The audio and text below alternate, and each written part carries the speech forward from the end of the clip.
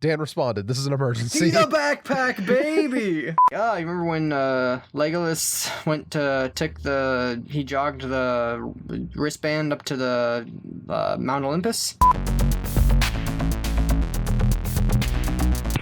Welcome back. You weren't recording that whole, like, Country Girls intro, were you? I mean, I was, but that's not really an intro. Nah, not yet. Let's skip that. So welcome back to Off the Air. Yeah. I tried saying that before, and then Noah asked me about Country Girls, and I said, Noah, I get it, you're obsessed with Country Girls. You think they're the coolest. And I was like, but this isn't the time for that. It's time to record Off the Air podcast. A very serious featuring podcast. Me, Off the Air. And Off the Air's special guest, Noah.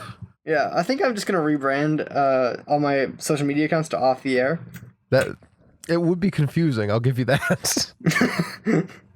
I'm Off the Air, formerly Turning Point USA, formerly Jacksonium, with 2 M's. Well, I'm still Jacksonium on like Twitter and everything, but oh yeah, I'm just Turning Point USA on Tumblr. Because why wouldn't I be? I mean, obviously. I still think it would be hilarious if they ever hit you up to try and stop you from using their name. They won't. They're cowards. Oh, I know they won't. No, have you seen Baby Yoda?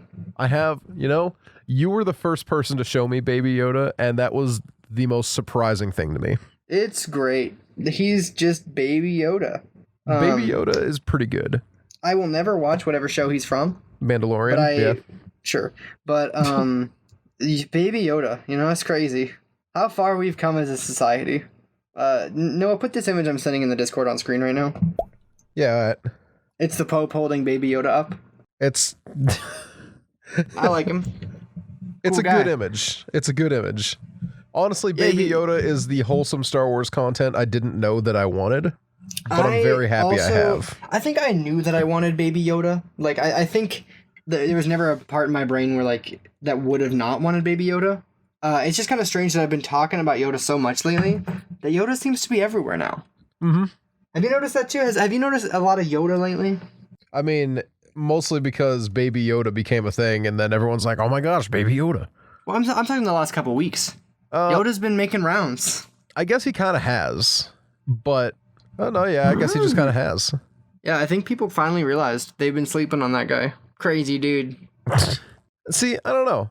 Yoda was never a dude that I particularly enjoyed. Why? I don't know. See, I hate Star Wars, but I love Yoda. It's like a Garfield, He hates Mondays, but he loves lasagna. But Yoda is just lasagna on a Monday. Okay. I don't know that the analogy fully works, but I'll accept it. No, it does. Oh, it does? Oh, my mistake. Hate Mondays, but if I got lasagna on a Monday, it's not so bad. Hate Star Wars, but the guy Yoda in Star Wars, it's not that bad. The more But when I see Yoda outside of Star Wars, I have a great time. Because what's he doing there? Looks like he's just being a cute little baby. Yeah, he's just Baby Yoda. And I understand that it's not literally Yoda, but, like, come on, it is. Like, don't pretend that Yoda is, like, an individual and not just one of those little green guys. Because if I see another one of them little green guys, and there's only, like, a couple of them you ever see, it's a Yoda. Yeah. No, yeah, this is one of those stupid Star Wars things that I don't know if it's still canon or not. But you want to know what Yoda's cousin is named? Yoba. Yaddle. Nice. I love my horse and I rode into the city. That just loves the letter Y and can't name their kids to save their lives. This is my son, Yaddle. It's so good. I think you mean more like, son, this is my Yaddle. So Yoda has an aunt then. It would be implied, yes. That's just very weird to me to be like, hear Yoda be like, go to my aunt's house today, I will. Mm-hmm. Play with my cousin Yaddle, I will. Just imagine him like a little Tonka truck hanging out with Yaddle. So dumb. I hate that. Yeah, whatever happened to the rest of the Yodas? Did they all die or something? I don't know. Because Yoda is like 600 something years old. He's 900, I thought. I thought it was like almost 1,000. Yeah, so Yoda's almost 1,000 years old here. Mm-hmm. And like, who knows if that's just grumpy old man Yoda, like, exaggerating or not, but regardless, this man's freaking old as crap. Yeah, how old do you think many Yoda of these is? weird immortal Yodas are there? Baby Yoda is clearly a baby. Yeah, but how long do you remain a baby as a Yoda? At least a week. Yes, Noah. Probably at least a week. Maybe longer. I'm just saying, is the life cycle scaled or is just the adulthood prolonged? I would assume the adulthood is just prolonged. Because I think it would suck if you were life like... cycle is scaled. So you're just a baby for like 30 years. Like you're 35 and you start becoming like a toddler. That's horrifying. And by the time you're like 200, you're like a young adult. That's my headcanon. That's my personal theory. I mean, the timeline adds up. So like, I guess it makes sense. I wonder if they talk about how old Baby Yoda is in the Mango Man. I don't know if they do. I hope so. I hope they're like, Baby Yoda, he's 23. Because I hope that's what they say. I hope the Mango comes in the room and says, "It's me, Boba Fett 2. The Baby Yoda is 23." That'd be pretty sick. I love the idea of him coming and be like, "It's me, Boba Fett 2," and he's like, "And this is my partner, Baby Yoda. And this is my partner, 23-year-old Baby Yoda." We're here with Robot who's not the robot you think he is, and the other guy. Wait, is C-3PO there? No, they have IG-11, who looks just like IG-88. Yeah, I know exactly what different. that is. I know what both of those characters are. He's a conehead robot. Like Dan Aykroyd? Yeah. All right, sounds pretty cool. I'll buy it. Conehead robot, and he's like their friend. I don't. You know what? I don't actually know. Is Baby Yoda one of the boys, or is he just like a baby? You know what? That's a good question too. Like, is he like best friends with Boba Fett? I don't think he's best friends with Boba Fett, but he might be best friends with Boba Fett. Dan is not here today, by the way. We didn't address that because his computer broke. I'm just gonna hit @Dan. Is Baby Yoda a sidekick?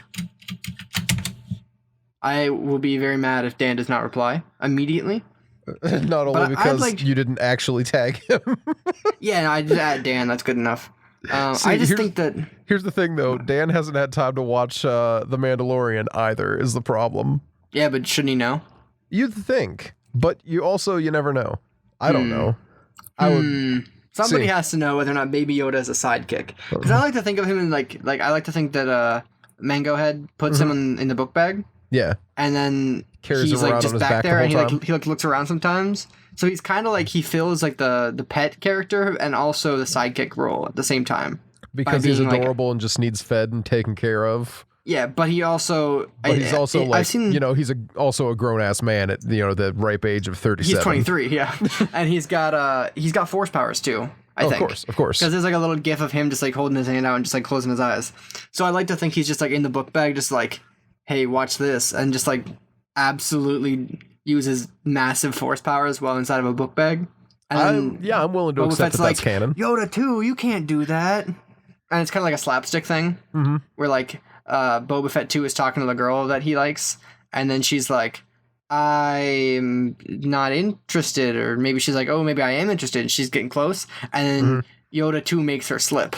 And then it's like, whoop, on like a banana peel, but like a forced banana peel, Yeah. He makes like a forced banana. Yeah. And then the girl slips, and then Boba Fett 2 is like, come on, Yoda. And then you get this like version of the Star Wars theme. Yes, absolutely. That's how the show goes. Do you know what it's about anyway? Like, what do they do? No, I actually don't know anything about it. All I know is that... Is Obi-Wan Kenobi there? I don't think he is. Unlucky. He's getting his own show. He is. What's he gonna do? I don't know, but I think Ewan McGregor is back for him. I'm not 100% sure though. Good for old Ewan. I hope he is. I hope is he just gonna go around and like, I don't know, fight crime? Do Jedis just like fight crime, or do they? I mean, originally they did, but in this timeline, it would be him trying to avoid getting murderized, I assume. But did they ever really fight crime, or did they just like maintain order? I mean, I guess maintaining order is more the thing. I used to know these questions. I used to like be deep in the Star Wars lore, and now for the life of me, I cannot remember what the purpose of the Jedi is. I think it's probably just like to feel like you're better than everyone else, and then slowly erode society through bureaucracy. I mean, that sounds like a pretty good system to me. That sounds good to me. Yeah, it works fine. I mean, nothing went wrong with it. Yeah, not a single thing. I mean, honestly, the Jedi were doing okay. It was society that was the problem. You're right. The Jedi were just kind of minding their business, being like, let's learn things, and that's pretty much all they did. How come they killed him then? Well, because Too smart? The bad guy was like, can't have these smarties sitting around, so he had them all He's like, killed. I don't like nerds. Exactly. I'm pretty sure that's actually an exact quote. Is Palpatine's like, I don't like nerds, and that's like, oh, is it because you're afraid of them threatening your rule? He's like, nah, I just don't like them. They're losers. Yeah.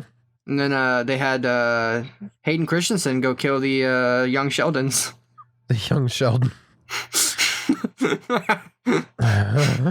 Do you think young Sheldon would be a Jedi? I think he would be a Jedi. Wow. But I don't think he would be a Jedi. You don't think he has the midichlorians? No. Wait, I'm gonna add Dan again. Does young Sheldon have I'm really tempted to just write mitochondria, but I know he won't understand in the context, so I had to actually use the correct terminology, which pains me. I'm so sorry for you. He hasn't responded yet, and it's been 5 seconds. This is very important. Well, all caps. He's not allowed in the episode, but we are going to make sure that he participates as much as we can possibly make it happen. Yes, I'm going to keep adding him because we decided to talk about Star Wars when he's not here. I mean... Which is actually, I think the only times we ever talked about Star Wars are the times when Dan hasn't been here. Which, honestly, it does bum me out a little bit because it's like Star Wars is like the thing he cares about. But then also, I couldn't do the dumb things that we couldn't have had the conversation about Yoda 2 creating a banana peel to slip up the Mandalorian's love interest. Mm-hmm. He would have been like, no, that's not how the Force works.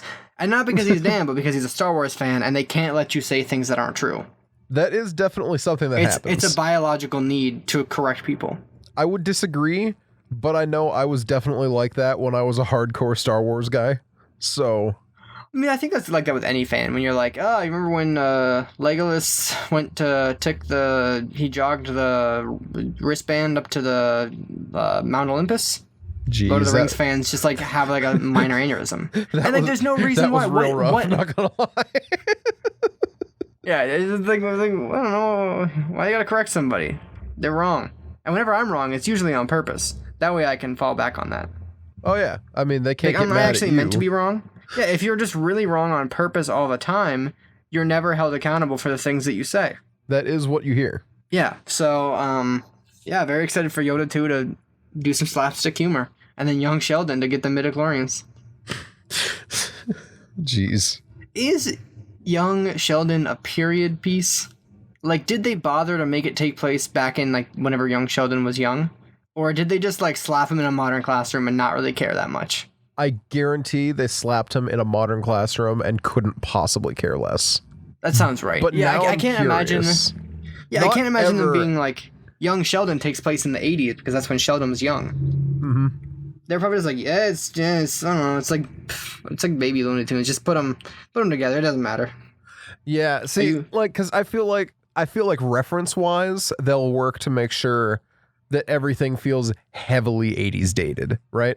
Like all his references. And the only reason I'm asking this is because I want to know if young Sheldon could make a midichlorians joke or if they didn't exist at the time of his youngness. That's the question because you know that there's got to be at least 100 midichlorians jokes within the Big Bang Theory. Oh yeah. You know, like they've got to be like, oh, the Star Wars prequels. I'm gonna be honest, I have only seen like an episode and a half of Young Sheldon. Or not Young Sheldon. I thought you were going to say the Big Bang Theory. No, I have Big not Bang ever Theory. seen Young Sheldon. I'm sorry, I've never seen Young Sheldon. I haven't either. I've got the wrong show on the head. I hate all those shows. I'm gonna be honest. Oh, I mean, yeah, that's not like a hot take. They're really terrible. They're just like me really out lazily is, like, designed. Like I know a lot of people who like really, really liked it, and I honestly don't know why. Only because I don't know. I watch it and it's not even trying to be like I'm better than people because I don't find this popular thing funny. Mm-hmm. I legit just didn't find it funny. No one finds it. No one who's okay. The thing is, its target demographic is like people in like, or either like people in their 20s who are just stupid and watch a lot of TV. You know the types. or people who are just like over the age of 40 and are like, they are like that. Mm-hmm. Just because like they just use a lot of jargon to make people be like, it's funny. Yeah. It's not really like a good show. It's not well written. The characters aren't well developed. No. They're just like, nah, nerds. I don't know. I've never found it funny either. It's just like it's lowest common denominator humor, but taking place within the like an entirely nerd based like community, I guess. Nerd community. I don't really know what they do. They're like rocket scientists or something. I don't know what they actually do. Yeah, they're like very intelligent people. All of them are just like very intelligent and socially inept, and that's like that's the crux of the show is just like sometimes smart people are dumber than you. Yeah. Yeah, and you watch it and you're like, oh, they're all book smart, not like me who went to the school of hard knocks. Trust me, it's on my Facebook page. I was just about to make a dumb joke like that. I'm glad we both thought of it though. Just because like, yeah, you're not like the whole like book smart thing is always so funny to me. Because people were like, oh, I'm not book smart, but I'm street smart. No, you're not. You just tell me you're dumb. It's okay. Like, it's all right to be like, this person's intelligent academically, but they may be socially inept. To be like, smart and street smart. Those are the two schools. I went to the school of hard knocks. Whatever. You want a prize? That's my experience anyway. I haven't run across too many, because one thing that has happened since, becoming active in the Erie music scene is I have a lot of, now this is going to spawn a totally different tangent that I'm going to get on in a hot second, but like it has introduced me to a lot of older people who by default of being some of the members of Erie's punk scene, like in the 80s and 70s, they have a big attitude, and half of them have School of Hard Knocks in their Facebook description. Thank God we're saved. And most of them are the worst. Now, I think if you get a big head for being a part of a music community in a city of less than 100,000 people 20 years ago, come on, man. You gotta quit. Yeah. But that's if you were like 30, 40 years ago. Yeah, no, if you were like a big deal that like was famous on maybe even like the Northeast, like if you were famous throughout the Northeast region, you toured around the like states, whatever, be proud or something. But you still got to acknowledge that like that was still a long time ago, and things change. Things do change. Which leads me to my next thing. One could say things are constantly changing. Things are constantly changing. Things, dare I say it, are constantly happening. Jackson, throw that image up there. Yeah, done. I edit the videos. It's true. Oh my gosh, Dan responded. This is an emergency. He's a backpack baby! That's in reference to Baby Yoda. I can't... What? Dan said that not only is Baby Yoda a backpack baby, which is what I even had hypothesized, but also that young Sheldon does have midichlorians, and it is one of the greatest Jedi of all time. Yeah, that's not literally the opposite of what he's saying or anything like that. Yeah. See, okay, well, Dan said that literally he doesn't because obviously he's not in the Star Wars galaxy. Because obviously galaxy-based rules are totally different than because laws of physics change in different galaxies. It's not, whatever. But because young Sheldon's not in the Star Wars galaxy, he doesn't have midichlorians, but like he would, and he'd be an incredibly powerful Jedi if he was there. Oh no, Dan's getting really nerdy about it now. Okay, so what Dan wrote is midichlorians are specifically contained within Star Wars Galaxy residents, which is why the Vong are immune to Force shit, which the Vong are one of the worst storylines of the Star Wars extended universe because they realize, well, no, Luke was a pretty bad one. Luke, Luke's clone. Oh no, and they named him that? Yeah, no, it was terrible. But the Vong were just like this big overdone thing. They came in, they killed Chewbacca, and they were just kind of a pest. They killed Chewbacca? Yeah. They blew the planet he was up. They blew up the planet he was on. Good Lord, I can't talk. Did he get out? Unfortunately, he did not. Did he come back? Unfortunately, again, he did not. It was a really contentious moment for a lot of people. Killing Chewbacca, big move. I wouldn't have done it. Yeah, a lot of people did not think it was a good idea for valid reason. Chewbacca's my friend. Mm-hmm. Chewbacca's a nice guy. Not a nice guy. He's a good guy. So Dan actually said that young Sheldon is better than the Jedi. Yeah, because he would be immune to Force because he was outside the universe. No, don't give the reason because then it sounds less cool because all of us would be. Oh, Cut that my out. bad. Keep the first part where I said that Dan said that young Sheldon is better than the Jedi. Young Sheldon confirmed by our resident Star Wars nerd as way better than the Jedi. Yeah, Dan actually said they were cooler, that he was cooler than the Jedi. I'm not even kidding. Mm-hmm. So I'm just going to get a confirmation because this is a contentious take. It's a very contentious take. It's one that I'm very proud of Dan for taking. I cannot believe that Dan, our resident Star Wars nerd, thinks that young Sheldon is cooler than the Jedi. Oh my god. He said it. He agreed. He has taken this stance. So yeah, that's official. No, Noah, go off on your tangent about the School of Hard Knocks before we keep going about Backpack Baby. Oh my gosh. I was just very excited when I saw that in the chat. No, it's a very good thing to get excited about. So my issue with the School of Hard Knocks people is like, these guys are all like punks, right? And like they talk about how Erie's punk scene is dying and how punk is the way to be, stuff like that. But then they get really passionate about Republicans. Yes. And they're one and the same, aren't they? Well, that's the most rebellious party. See, that's what confuses me. Is like, I mean, firstly, I feel like you can't be a good punk and not be an anarchist because then you're just a poser punk, right? That's how punks work. Yeah, probably. Yeah, I mean, I think that's how it works. That's what I'm going with, at least. I'll take it, yeah. But I don't know, the fact that I feel like if a punk is going to get political, then they need to be political with not one of the major parties. I agree. In my opinion. They have to support a fringe candidate. Even if it's the most popular fringe candidate, I feel like it is off-brand for a punk to support one of the two main parties. If a person told me they were punk and they liked punk music and that was the way to be, and they also told me that they voted for Donald Trump, I would be very disappointed in them. Because that's not very punk. Yeah, no. It's just confusing. I don't know. Yeah, voting for a major candidate for one of the two major political parties is like the least punk thing you can do. Mm-hmm. Going into the ballot box and smashing it, incredibly punk. Very, very punk, in fact. Going into the voting booth and peeing on it, incredibly punk. Even more punk, I would argue. Going to the voting booth and voting for one of the major candidates in a major election, not punk. No, not punk at all. I'm getting a phone call? Are you? Yeah. Huh. I think it probably picked up on my mic. I'm just letting it go. There we go. There we go. All right, no more phone call. About time. I cannot believe that punks are actually posers in Erie. I know, right? It is quite disappointing. But you know what's not disappointing? What?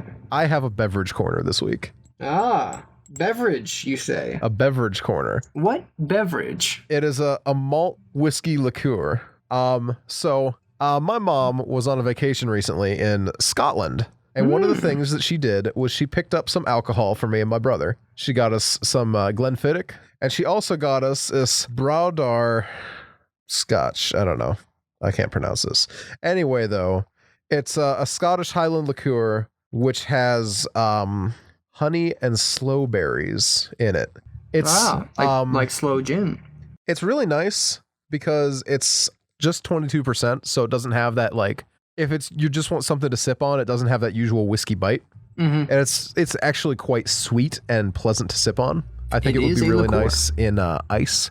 Exciting. Did you get any iron brew? No. It's a soda. It's not alcoholic. Oh, yeah. No, she couldn't bring anything back larger than an airplane size thing. Okay. Wait, so you have like a little 1 ounce liqueur? Yeah. It's pretty fantastic. Just 50 milliliters. I've drank about half of it. I just drank another mouthful of it just now, so I could remember what it was like. And it's delightfully fruity. It's just this nice berry aroma. It tastes blue. That's like the big color association I have with this flavor. Dabu-dee, dabu-da, one could say. Yes, one could. And I did. You did indeed. Yeah, that's exciting. I hope she had fun in Scotland. She very much did. I think she would go back in a heartbeat if she could. I'm sure I've heard nice things. A friend of mine lives in England, and he was like, if I ever come to visit, we got to go to Scotland, see some stuff. And I was like, all right, sounds good. Mm-hmm. Of course, it's expensive to go visit, unfortunately. It is. It's that transatlantic flight thing that just kind of blows, you know? It's unfortunate, yeah. I wish I could just walk there. Mm-hmm. Get a boat, a little rowboat. I don't know that I'd want to do that. You know, coward. Every now and then I think about the fact that it used to take boats like weeks and like months to sail between here and England, and now we can do it in just like 13 hours on a plane. Absolutely insane. It's impressive that we can just do it so quickly. I mean, even on a boat, we can do it in a couple days. Yeah, we can do it way faster now that we have a motorized boat. We do got them motors now. We can just be going 24/7. We can just motorboat constantly. Mom? Call the cops. That's it. I'm leaving. I'm out of here. I think transport has been made convenient anyway. It's just like still pretty expensive to get transport though. I wonder if you can get like a passenger boat? Like, I know that's how they used to do it before planes, but can you just be like, let me take a boat ride I'm going on vacation to France. Let me get a boat there. I'm gonna look that up real quick. Yeah, I don't know. Like, I mean, I know they have cruise ships, but that's usually a round trip type thing. And I mean, you can get dropped off, but passenger boat. I am very curious. Oh, my, okay, better. Let's see. They all seem to give me cruise ships. Let's see. I'm. It's not looking good. Let's see. Commercial. Can I refine my first search here? Passenger boat to. Let's go England. They're all for sale. Like, they're trying to get me to buy. And you're like, no, I definitely do not want to buy a boat to England. They're actually trying to buy me like tickets me to buy and stuff. A boat in England. They want me to buy a boat. Oh, jeez. Yeah.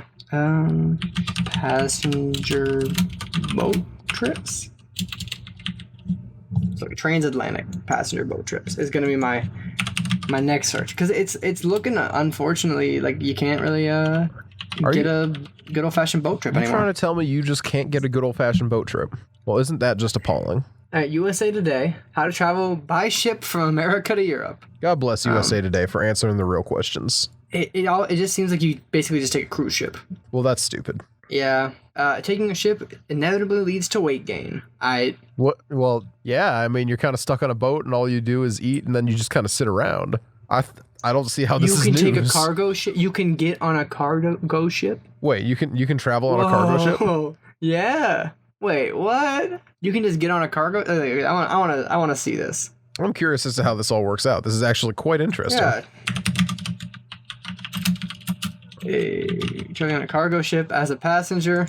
Cargoshipvoyages.com. This seems, you like one of those big old freighters. You just pop on them. View all voyages. I don't know what these. There's just a whole bunch of numbers. I don't know these numbers. Numbers are for nerds. I think we can let me pretty heavily agree on that one. Because it is not in US dollars. About to figure it out though. Maybe I am.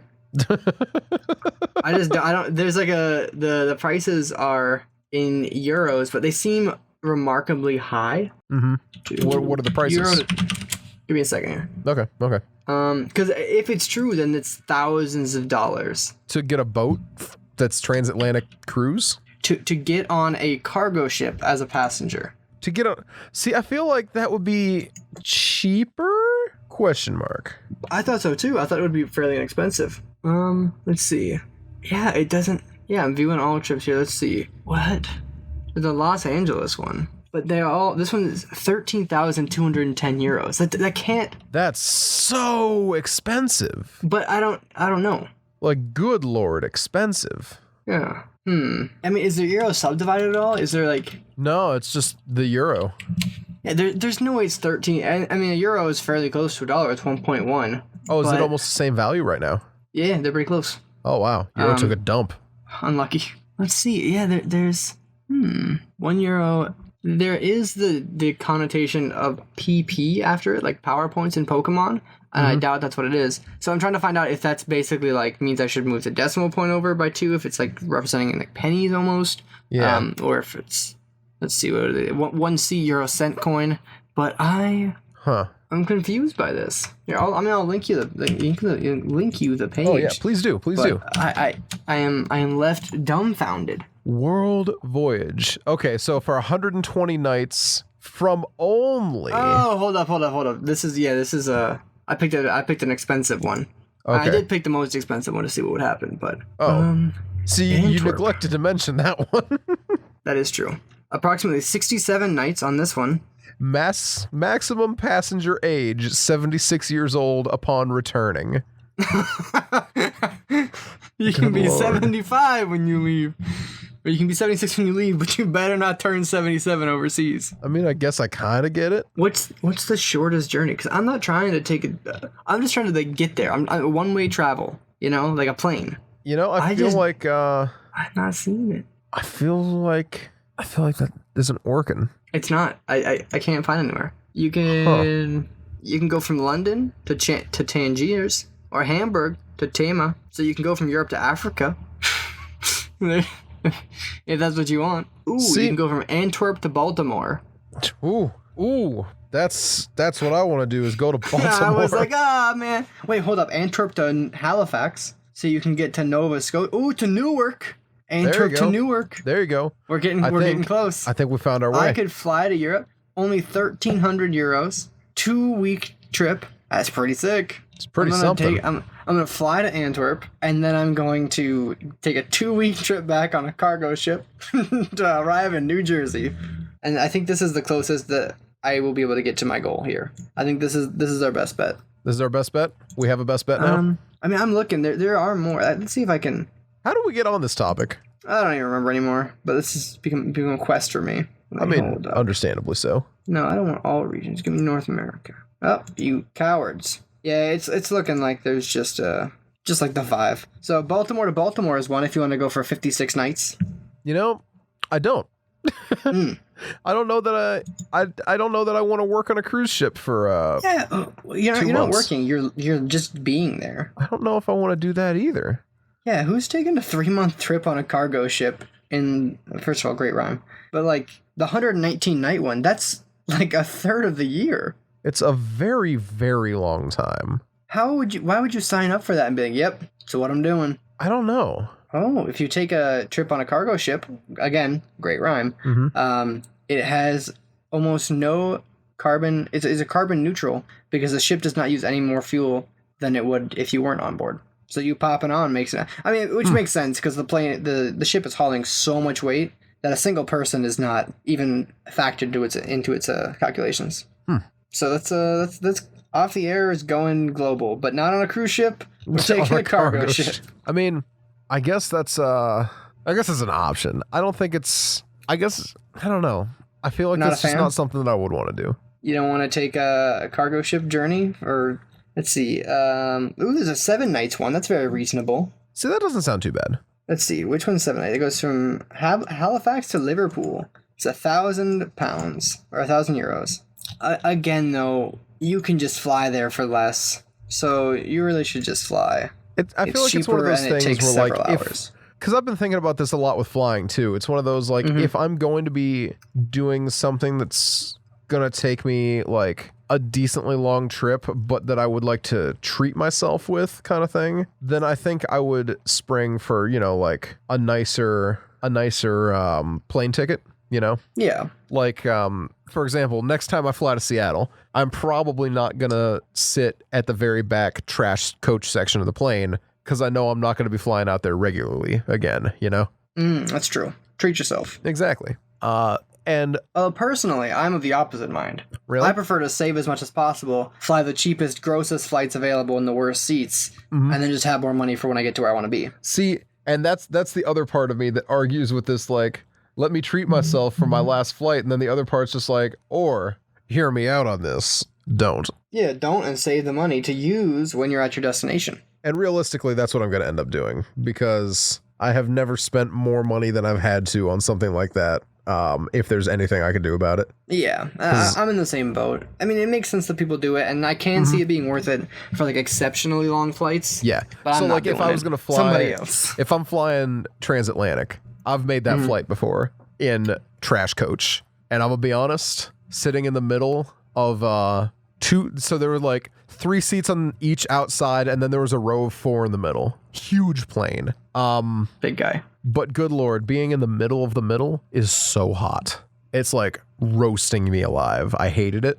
And if I even just get trash coach levels of like regular American flight trash coach levels of comfort, I would pay a little extra for that. Yeah, that makes sense. I can imagine taking like a really long flight would be miserable if you didn't have like any level of comfort. Yeah. But it depends on how much it costs to not have that seat, you know? If it's like $20, get me the upgrade. But if it's like $200, I'll think about it. Actually, I'll say no. $200 is too much. See, I would do up to $60, I think. And I know that it's going to cost way more than that to get a good seat, so I already know that it's probably not going to happen. Yeah, because at that point, everybody's willing to pay, so much. Everyone's got their number. So the planes have probably just found the price now that they can charge to kind of weed out some people and get as much as they can without underbooking. Yeah, which, I mean, that's fair. It's Good pretty for them. reasonable. Do what you want, I suppose. If you could fly anywhere, well, I guess go anywhere, not really fly anywhere. That's not really the flight isn't really the option that you're looking for. If you could like travel anywhere for like a vacation, where would you go? If I could travel anywhere for a vacation, Yeah, I don't know. I don't really know. There's a lot of good options out there. I go to Cleveland. You most live an hour and a magical half city on away earth. from Cleveland. Yeah, and I just feel like, firstly, you're not going to find a flight from Erie to Cleveland. I guess I'm not going. You know what? That's as good a reason to avoid going to Cleveland as I've ever heard. Have you ever seen 30 Rock before? I have not. Well, there's an episode where they go to Cleveland, and it's very funny Do because they it's just rag on like they're like, Cleveland? wow, what? Do they rag on it? Kind of, but they love it. Okay, so they're like, this is the most milquetoast city of all time. Like, Oh because my the 30 Rock, gosh. New York City, and they're like, Cleveland is just great. Like you're like a 5 in New York City, you're like an 8 in Cleveland. Mm-hmm. And it's true. You go to the Midwest, you pass that Ohio line, and you're immediately like you move up 3 points on the scale. My gosh. Like I don't know if you ever traveled much through the Midwest, but like in the Midwest, anybody is like if you have any semblance of facial symmetry, you're like at least an 8. It's true. My friends from the Midwest all agree with me. They're like, wow. Like wow, you know what? In the Midwest, I feel way more attractive than I do when I go to like the city. You go to the city, everyone's like, model status. They be 12s in the Midwest. Humble me, I'm a 5 over there. But when I go past Ohio, I'm like, I'm sitting at like a 7, maybe an 8. Oh, good Lord. So that's why I want to go to Cleveland now. I don't know if I could go anywhere. Probably, I don't know. There's a lot of cool places. Probably Asia. See, I wouldn't mind going to Asia because I feel like that would be really fun. But I also really want to go to Germany again. I don't know. I really liked Germany. I mean, there's cool things in Europe for sure. Mm-hmm. I just feel like if it could be anywhere, I think like Asia's a little bit less accessible. It's a little bit more expensive to get there. So I feel like I'd probably pick like China, maybe Japan, like Kyoto or Tokyo. But Tokyo would be like it'd be kind of hard though because it's such a big city. You can't really like. It's not really a good vacation spot because it's just it's too big to even tackle any of it. Kind of like one of those things where like going to New York, you need to take out a pretty hefty section of time to visit New York. Whereas you could take that time and visit like a much larger area elsewhere kind of thing. Exactly. Or like visit a much smaller area much more thoroughly. And I feel like I would want to go to like Kyoto or something in Japan. A little bit more rustic, a little bit more traditional. Shanghai would be pretty cool. Beijing would be really cool. Taiwan would be sick. Philippines, I don't really know. It's a good spot too, I've heard. See, I don't like hot places. I don't want to go somewhere and be hot. You probably would not like a lot of the world then actually, because you got Central America and fair. North and South America is definitely gonna be too hot for you. Most of the Caribbean gonna be too hot for you. North Africa, gonna be too hot for you. Even some of Southern Europe, Middle East, too hot for you. Well, Middle East is way too hot for me. India, I mean, you could probably go down like in Kerala and more in the south, you might be all right. But even then, it's pretty hot in most of the country. depending on what season you're in. Mm-hmm. That's some of China's pretty I was actually spicy. thinking a little while ago because I had my last layover was in Vegas. And Vegas, baby. I've never really been interested in visiting Vegas, but now I kind of am because Vegas's airport was quintessential Vegas. Because like as we flew in, you could see the Strip, and the Strip was like lit up and pretty beautiful, right? Yeah. And then wait, didn't we talk about Off the Air Takes Vegas? I'm pretty sure we did. I don't know if we did at one point in time, but it will happen. I think someday. we did at one point in time. I'm gonna @ Dan. We're gonna drag Dan into this episode if it kills him. We talk.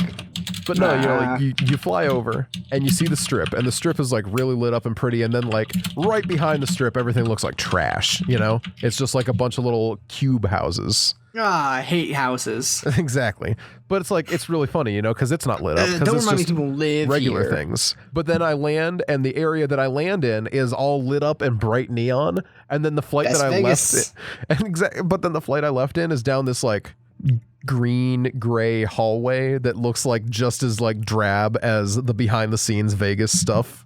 And I just I don't know, it sold me. Eventually, what behind the scenes Vegas stuff? Well, like the buildings that are right behind the Strip. There's like a bunch of... I thought you meant like you've seen like Vegas behind the scenes.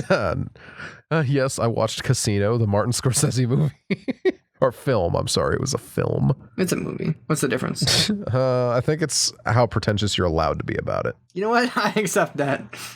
But yeah, I don't know. Off the Air Takes Vegas, confirmed. Yeah, I decided that if I'm going to go visit Vegas, I'm going to visit at a time of year like March or January where it's going to be a little cooler, preferably January. So what you're telling me is get my bags ready. We're going to Vegas in a couple months. I don't think I'm going to do it in a couple months, but you better believe I wouldn't mind doing it Off the Air Takes Vegas 2021. That's too long. Is it too long?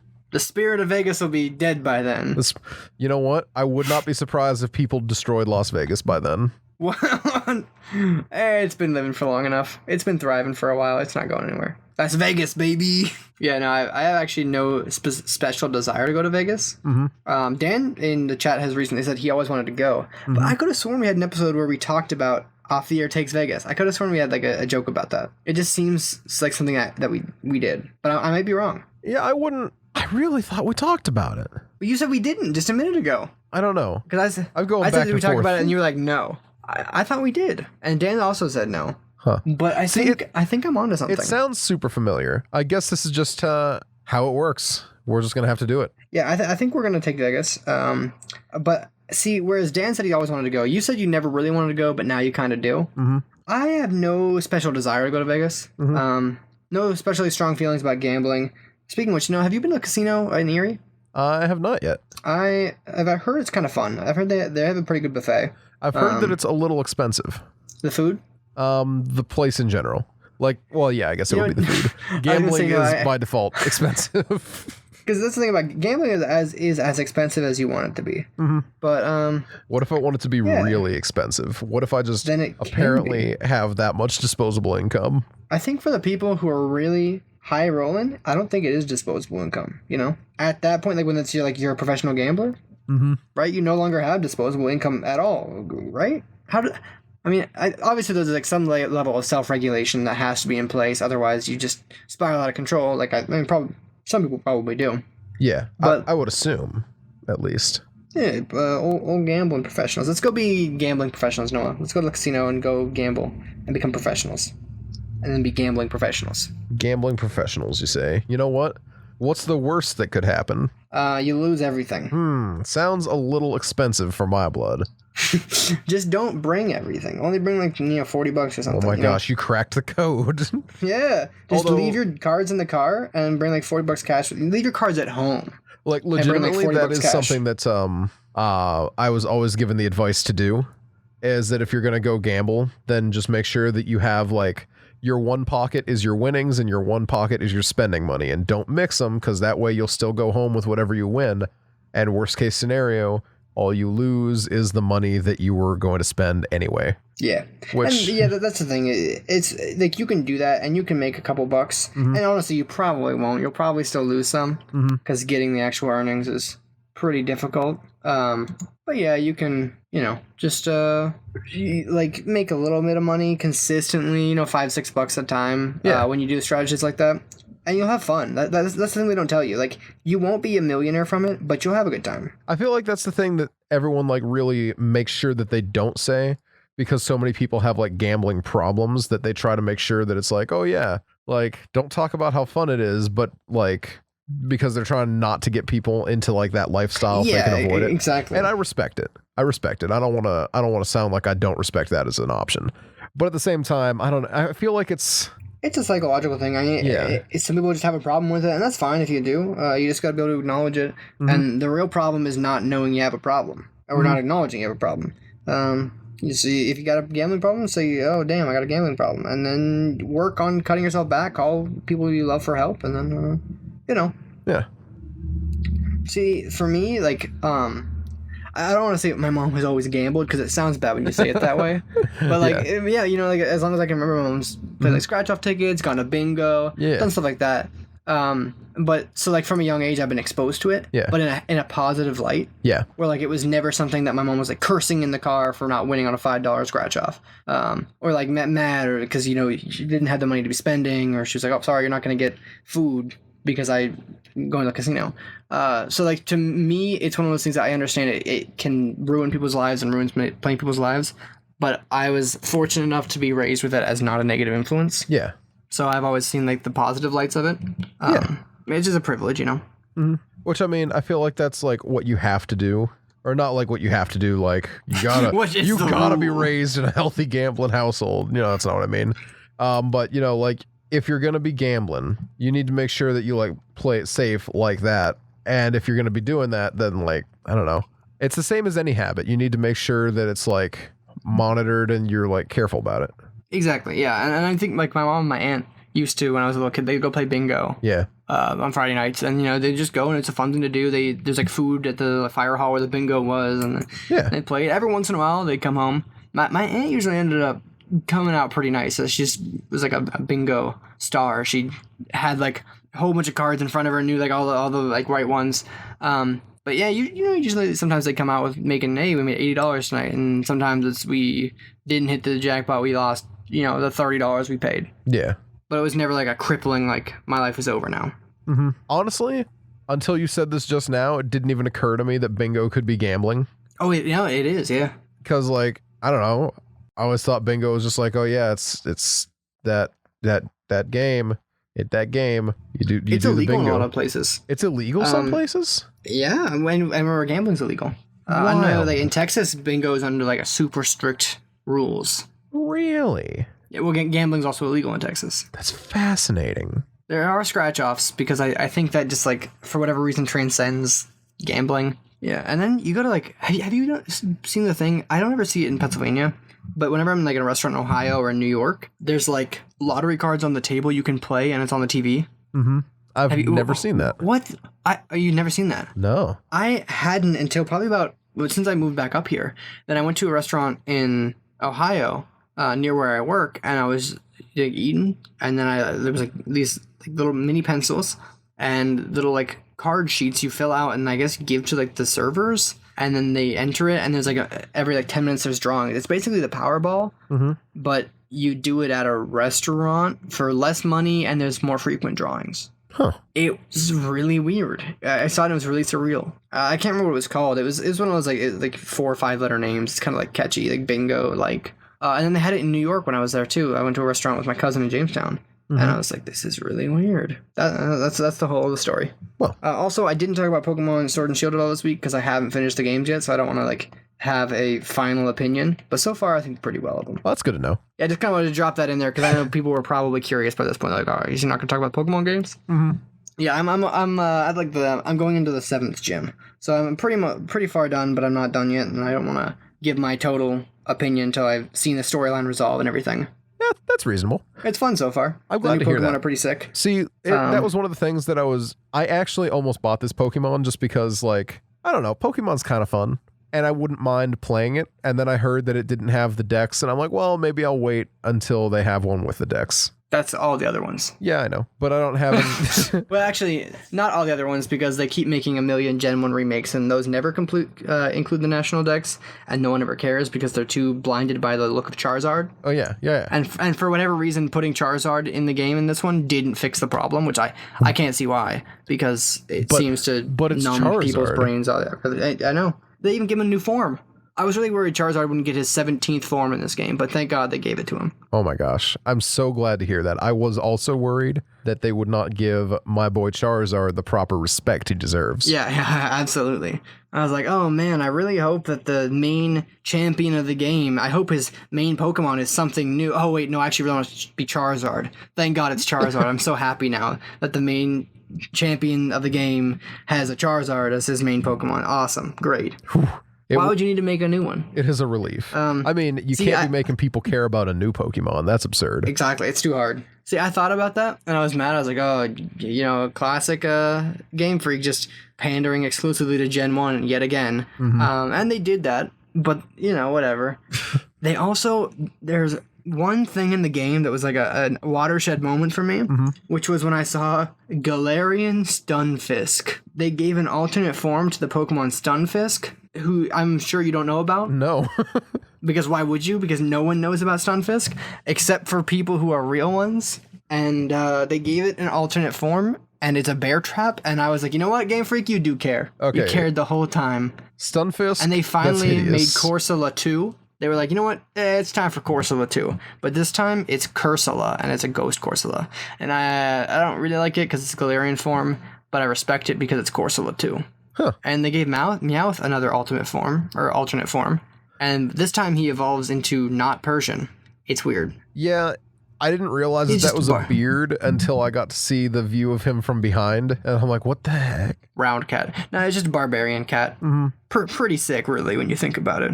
I think it's the wild zone's kind of fun. The curry is whatever.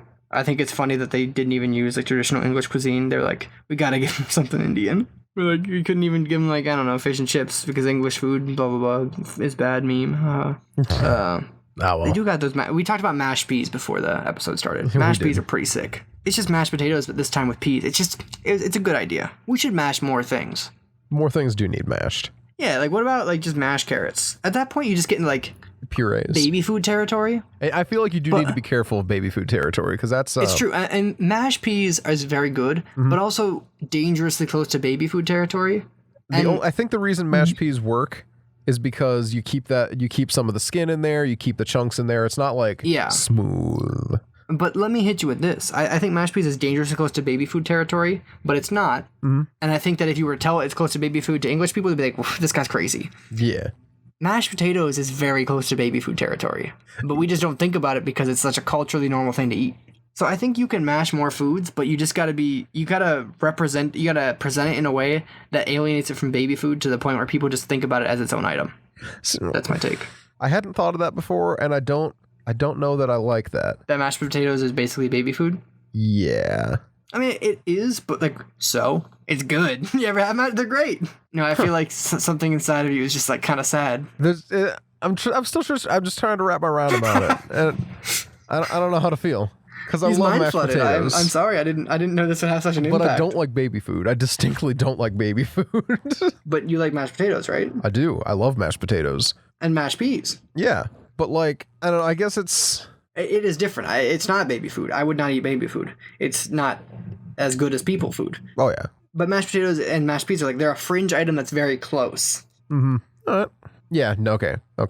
I think I'm back in the world of living again. Okay, I'm glad, because I was getting worried. I was like, is he coming back? Is he okay? Jeez. So, thank you, Pokemon, for making me hurt Noah's brain about mashed potatoes being baby food. Yes, thank you, Pokemon. Yeah, you're welcome, Pokemon, for you doing this. It's a good game so far, and I will be back with a full, conclusive review next week. I was going to say, probably next week. I don't see why not. Yeah, I can't imagine I won't be done by I'm probably going to finish it tonight. And then I'm going to be streaming it over Thanksgiving break. I was going to stream it in my first playthrough, and then I decided not to. Because there's just something magical about playing Pokemon for the first time with no knowledge of the Pokemon. Like, it's honestly one of the greatest feelings. If you've never done it before, I would really recommend just totally avoiding spoilers and playing the game blind for the first time. It's honestly like it's such a great feeling, and it's really hard to get anymore because everywhere you look is just covered in spoilers.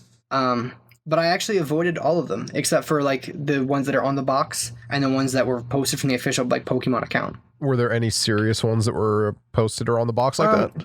No, they were all just ones that Game Freak like actually put out. I didn't get any non-Game Freak release spoilers. Okay.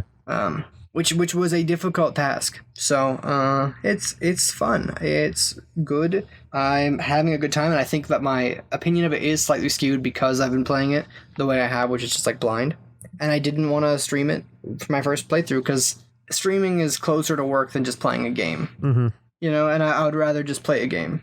And then once I played it and I know about it, I can stream it, and then people can't ruin it for me by being like, oh, did you know you can blank by doing blank? And you're just like, oh, thanks. Or they're like, there's a 1% chance to find blank here. And you're like, oh, sick. Mm-hmm. Yeah, just and then like, you also have to talk the whole time, like nonstop. And when you're... See, that was my I just plan. close my eyes and play. Because I've been playing through the Dragon Age series, as I mentioned last week. I finished Dragon Age 2, and I'm a few hours into Inquisition right now. And my plan had been to start streaming again once I hit Inquisition, and I'm like, you know what? Let me just burn through this and just have a good time with it, and then I'll stream again now that I remember how the whole world works. Mm-hmm. You know? Yeah, so over Thanksgiving break, I'm going to try and stream this new Pokemon. I just wanted to beat it first and get my own opinions and have my own experience and not have anything spoiled for me. Mm-hmm. Yeah, it's just a good time. So I will be back next week with some full notes. And for now, I think we should probably call it a day. It's been a little while, so. Yeah. All right, fair enough. Yeah, no, sounds like a plan to me. Yeah. Hey, so I'm Noah. You can find me at Bubbadabad, BUBBADABAD, Twitter, Tumblr, Twitch, and Instagram. Sounds good. Where can they find the podcast? At The Off the Air on Twitter, Facebook.com/OTA podcast, and Patreon.com/Off the Air. Shoot us a review on Apple Podcasts and anywhere else you can review. And I'll read the review as long as it's not terribly inappropriate. Yeah, do we have any... We don't have any patron shout-outs for the week, do we? Nope. Already got them. We did that last week. So. That's what I thought, but I wasn't sure if there's any stragglers. Yep. Nope. No stragglers. No new patrons. All set. We already dropped Jackson's socials earlier, so hope you were paying attention to those. Yeah, that was the secret. And Dan's computer should be alive again next week, so we'll have him back then as well. Cool. See you then.